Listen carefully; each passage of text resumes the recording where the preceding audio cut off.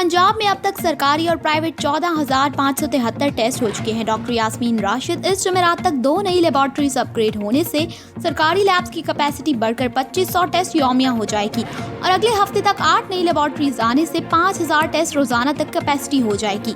सूबाई वजीर सेहत। पाकिस्तान में कोरोना वायरस के मरीज बढ़ने लगे, तादाद 1865 हो गई। मुल्क भर में मूजी मर्ज से 25 अफराद हलाक हो चुके, 12 की हालत तशवीशनाक है।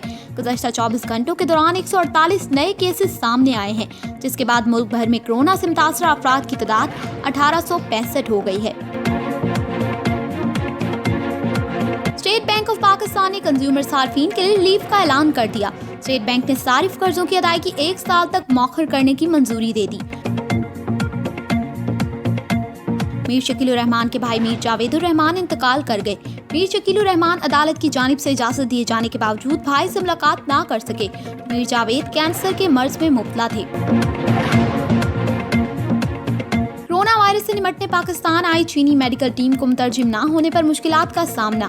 चीनी टीम मुख्तलिफ अस्पतालों और करनतीना सेंटर्स के दौरे के मौके पर डॉक्टर्स और पैरामेडिकल स्टाफ को आगाही ना दे सकी। हुकूमती दावत पर जब चीनी टीम ने इस्लामाबाद के मुख्तलिफ अस्पतालों और करनतीना सेंटर्स का दौरा किया तो पाकिस्तानी पैरामेडिकल स्टाफ और डॉक्टर्स को इस बीमारी या इलाज के तरीके पर आगाही फराहम ना कर सकी। कोरोना वायरस की वजह से लाखों भारतीयों ने हिजरत का फैसला कर लिया। भारतीय वज़ीर-ए-आज़म नरेंद्र मोदी के अचानक लॉकडाउन के बाद मजदूरों ने रोजगार ना होने की वजह से शहरों को छोड़कर गाँव जाने का फैसला किया।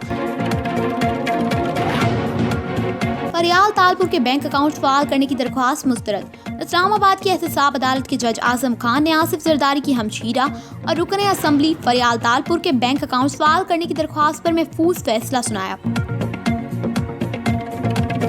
वजीर आजम ऑफिस में कोरोना रिलीफ टाइगर फोर्स का टेस्ट रन मुकम्मल कर लिया गया है। वजीर आजम इमरान खान आज शाम नौजवानों की रजिस्ट्रेशन का आगाज करेंगे। इस मुतालिक मामले खसूसी बराए यूथ अफेयर्स उस्मान डार की जानिब से बताया गया है कि डेटाबेस सिस्टम पर काम शुरू कर दिया गया है। कौमी सलामती कमेटी का इजलास बुलाकर वाज़ेह किया जाए कि लॉकडाउन होगा या नहीं। शहबाज शरीफ। लाहौर से जारी अपने बयान में शहबाज शरीफ का कहना है कि वजीर आजम के खिताब ने कौमी सलामती के अहम फैसलों से मुतालिक सवाल उठा दिया है। हुकूमती हिकमत अमली वाज़ेह की जाए। कौमी सलामती कमेटी का इजलास बुलाकर वाज़ेह किया जाए कि लॉकडाउन होगा या नहीं। वज़ारत रेलवे ने पैसेंजर ट्रेन ऑपरेशन गैर मुअय्यना मुद्दत के लिए मुअत्तल करने का नया नोटिफिकेशन जारी कर दिया है। वज़ारत रेलवे की जानिब से जारी नोटिफिकेशन में कहा गया है कि वज़ारत रेलवे ने 24 मार्च को आला हुकूमती हकाम की हिदायत पर 31 मार्च तक ट्रेन ऑपरेशन मुअत्तल करने के हवाले से मरासला जारी किया था।